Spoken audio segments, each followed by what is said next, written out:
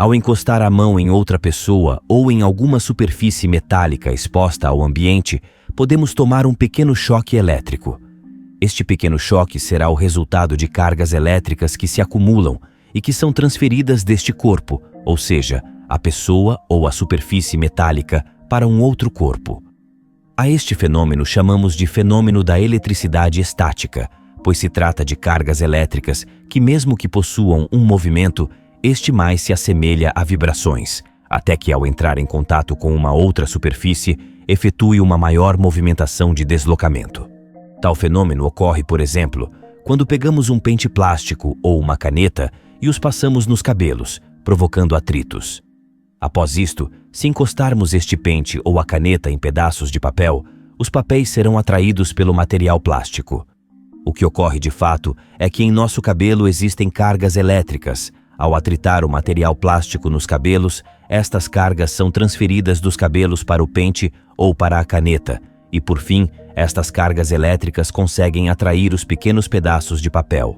De acordo com registros históricos, foi Tales de Mileto que efetuou o primeiro experimento envolvendo este fenômeno. O que Tales fez foi elaborar diversas experiências utilizando âmbar, que é um tipo de resina vegetal. Tales começou a esfregar certos tipos de tecidos como seda e lã e observou que, após fazer isto, o âmbar adquiriu carga elétrica. Somente no final do século XVIII foi que se obteve um esclarecimento para este fenômeno.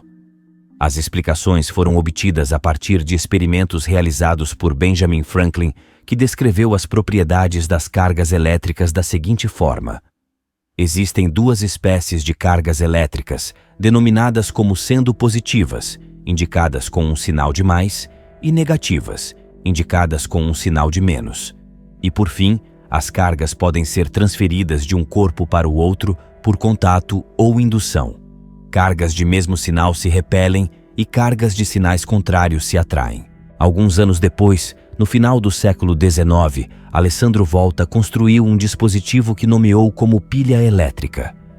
No interior deste dispositivo, acontece uma série de reações químicas que provoca o fluxo de partículas elétricas que se movimentam ao longo de um fio condutor. Este movimento recebeu o nome de corrente elétrica e é a mesma encontrada desde pequenas baterias até cabos de alta tensão. Há milhares de anos, o ser humano já tentava explicar do que a matéria é feita, porém costuma-se dizer que a partir dos filósofos gregos foi que se houve tentativas de se explicar a estrutura da matéria com teses mais próximas de experimentos. Porém, de acordo com ideias elaboradas por estes filósofos, o que se imaginava em relação à matéria era que a menor parte da matéria, ou seja, o átomo, seria indivisível. Após os estudos elaborados por Dalton, uma série de experimentos iniciados no final do século XIX propuseram a existência de partículas ainda menores, responsáveis por constituir o átomo. Estas partículas passaram a se chamar subatômicas. Com isto, o átomo passou a ser considerado divisível. O elétron foi a primeira partícula subatômica a ser descoberta em meados de 1850. O elétron foi descoberto após estudos realizados com a intenção de se saber mais a respeito da condução elétrica. Estes estudos foram feitos por meio de um dispositivo denominado tubo de raios catódicos. O tubo de raios catódicos consiste em um tubo de vidro que é vedado. No interior deste tubo, coloca-se gases em pequenas quantidades. Nas extremidades deste tubo, são colocadas duas peças metálicas chamadas de eletrodos. E estes eletrodos são ligados a uma fonte externa, que pode ser um gerador, uma bateria ou até mesmo uma pilha. Um dos eletrodos colocados em uma das extremidades do tubo será o polo negativo, que recebe o nome de ânodo, enquanto que o outro eletrodo será o polo positivo, recebendo o nome de cátodo. A fonte elétrica irá provocar uma diferença de potencial elétrico, conhecido como DDP, entre dois pontos. Esta diferença de potencial elétrico irá causar o movimento ordenado de partículas. Ao se aplicar uma alta diferença de potencial elétrico, observa-se um feixe luminoso que se inicia no cátodo e se propaga até o lado oposto a ele. Como estes raios são emitidos pelo cátodo, receberam o nome de raios catódicos. Uma característica observada foi após serem colocadas barreiras em frente a estes raios. Após isto, notou-se o aparecimento de uma sombra na parede do dispositivo, indicando que os raios catódicos propagam-se em linha reta. Porém, ao aproximar um campo magnético a estes raios, este campo provoca o desvio dos raios catódicos, o que ajudou a supor que são constituídos de partículas que possuem carga elétrica. Ao observar estes fatos, Thomson concluiu que estas partículas tinham carga elétrica negativa e que faziam parte dos átomos, nomeando-as de elétrons. Após isto, foi proposto por Thomson um novo modelo atômico. Contudo, Thomson considerava o átomo uma partícula eletricamente neutra. Segundo ele, se existiam partículas negativas, também deveriam existir partículas positivas em igual quantidade, ou seja, para a mesma quantidade de carga negativa, deveria existir uma igual quantidade de carga positiva, constituindo assim um átomo eletricamente neutro. O modelo atômico que Thomson propôs descrevia o átomo como sendo uma esfera maciça formada por um fluido com carga positiva, e neste fluido estariam dispersos os elétrons. Este modelo foi associado, inclusive por Thomson, a um pudim de passas. A segunda partícula subatômica a ser descoberta foi o próton. O físico Eugen Goldstein desenvolveu um dispositivo parecido ao tubo de raios catódicos. Ao efetuar experimentos utilizando o dispositivo, Eugen notou o aparecimento de um feixe luminoso, porém desta vez no sentido oposto aos elétrons. Com isto, o físico propôs que os componentes deste feixe apresentavam carga elétrica positiva.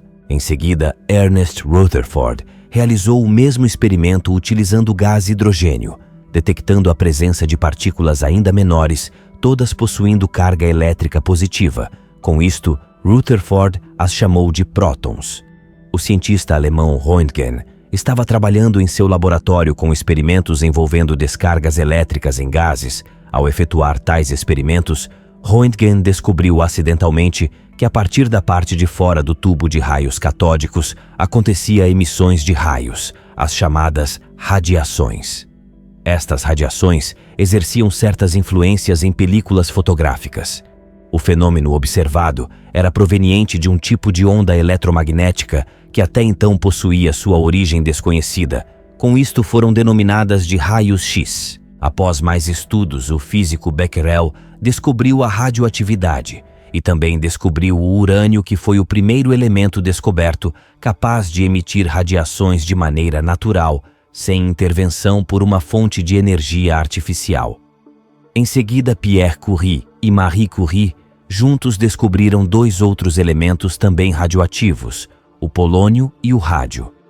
Diversos experimentos foram elaborados a fim de se descobrir a natureza destas radiações, possibilitando observar que, quando são submetidas à ação de um campo eletromagnético externo, cada partícula se comporta de uma maneira diferente. Com isto foram descobertas 3 tipos de radiações. Radiação alfa, esta é atraída pelo polo negativo externo, portanto são compostas por partículas positivas. Radiação beta é um tipo de radiação que é atraída pelo polo positivo externo, portanto trata-se de radiação composta por partículas negativas. E radiação gama, as partículas deste tipo de radiação não sofrem desvios ao atravessarem o campo eletromagnético externo. Isto demonstra que tais partículas não possuem carga elétrica. Este tipo de radiação é altamente energética, da mesma forma como ocorre com os raios X. Após estas séries de experimentos e descobertas envolvendo o átomo, Rutherford elaborou um experimento onde utilizou partículas alfa, que são dotadas de carga positiva, para emiti-las em direção a uma finíssima lâmina de ouro, com aproximadamente 0,0001 centímetro de espessura. E caso você tenha ficado curioso, o elemento químico utilizado para a emissão de partículas alfa foi o polônio, que é um átomo radioativo. A necessidade que envolvia o experimento era a de se observar se os átomos eram de fato maciços, semelhantes a uma esfera de metal, por exemplo. E o que se notou durante o experimento foi o seguinte: a maior parte das partículas alfa atravessava a lâmina sem sofrer desvios, concluindo-se que a maior parte do átomo deve ser vazio, onde seria a eletrosfera e onde deveriam estar localizados os elétrons. A cada 20.000 partículas alfa, apenas uma não atravessava a lâmina e voltava, ou seja, deveria existir no átomo uma região muito pequena onde estaria concentrada a massa do átomo, sendo esta região o núcleo atômico.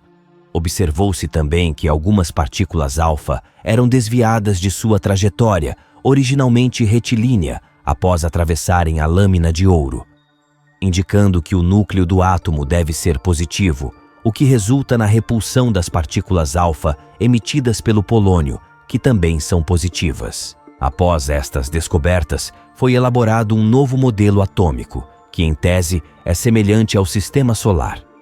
Conforme as pesquisas foram avançando, notou-se algo muito interessante e que chamou muito a atenção dos cientistas. No núcleo dos átomos, poderiam existir não apenas um único próton, como se imaginava, mas também outros prótons compartilhando um mesmo núcleo atômico. Contudo, caso houvesse mesmo tais prótons, juntos muito próximos, isto acabaria comprometendo a estabilidade do núcleo atômico, pois os prótons possuem carga elétrica positiva, e com isto o resultado seria uma série de repulsões provocadas por suas cargas de igual valor. Isto provocaria a fragmentação do núcleo, fazendo com que os prótons se afastassem, destruindo o átomo. Como isto não ocorria com os átomos, pelo contrário, os átomos são partículas extremamente estáveis e não se autodestroem. Rutherford imaginou que deveria existir outras partículas além dos prótons no núcleo, porém com massa semelhante à dos prótons, mas sem carga elétrica. Até então já tinham sido descobertos os elétrons, com carga elétrica negativa, em seguida os prótons eletricamente positivos, mas e estas novas partículas sem carga elétrica, do que se tratava afinal? Estas partículas recém-descobertas agiriam no núcleo atômico como um moderador das repulsões exercidas entre os prótons, aumentando a estabilidade do núcleo, evitando a autodestruição do átomo, e por isto estas partículas deveriam ser desprovidas de qualquer tipo de carga elétrica. Caso fossem negativas, isto provocaria o colapso do núcleo que implodiria. Caso fossem positivas, o núcleo iria explodir, devido à repulsão das cargas. Como tais partículas não possuem cargas elétricas, ou seja, são partículas neutras, elas se sobrepõem entre um próton e outro, eliminando ou diminuindo drasticamente a repulsão entre estes prótons, impedindo-os de se fragmentarem e se distanciarem uns dos outros, acarretando na destruição do núcleo atômico. Devido ao caráter neutro destas partículas, o físico Chadwick as denominou como nêutrons. E assim surgiu um dos mais utilizados modelos atômicos, que é o modelo proposto por Rutherford, com elétrons em torno de um núcleo central, onde contém os prótons e, caso necessário, os nêutrons. Vale ressaltar que estes modelos atômicos apresentados tratam-se de modelos básicos para os estudos nas áreas de física, química ou biologia. Para se desenvolver um estudo mais aprofundado sobre a matéria, existem outros modelos que vão além dos prótons, nêutrons e elétrons. Estes modelos são chamados de modelos atômicos quânticos. Alguns dos conhecimentos atribuídos aos modelos atômicos mais atuais foi a descoberta dos quarks e leptons. Os quarks são partículas que interagem fortemente entre si para formar outras partículas. Estas partículas são os hadrons, que conhecemos como prótons e nêutrons. Dos tipos de quarks conhecidos, apenas 3 são estáveis, e destes 3 apenas 2 compõem a matéria. O primeiro quark é denominado como up e possui carga positiva. O segundo quark é denominado de down e possui carga negativa. E o terceiro quark é denominado como strange, também possuindo carga negativa. Um próton, por exemplo, é constituído por 2 quarks do tipo up e um do tipo down. Já o nêutron possui em sua composição um quark do tipo up e 2 do tipo down. Os leptons, por sua vez, são partículas ainda menores até mesmo do que os quarks, e diferente destes, os leptons possuem interação fraca.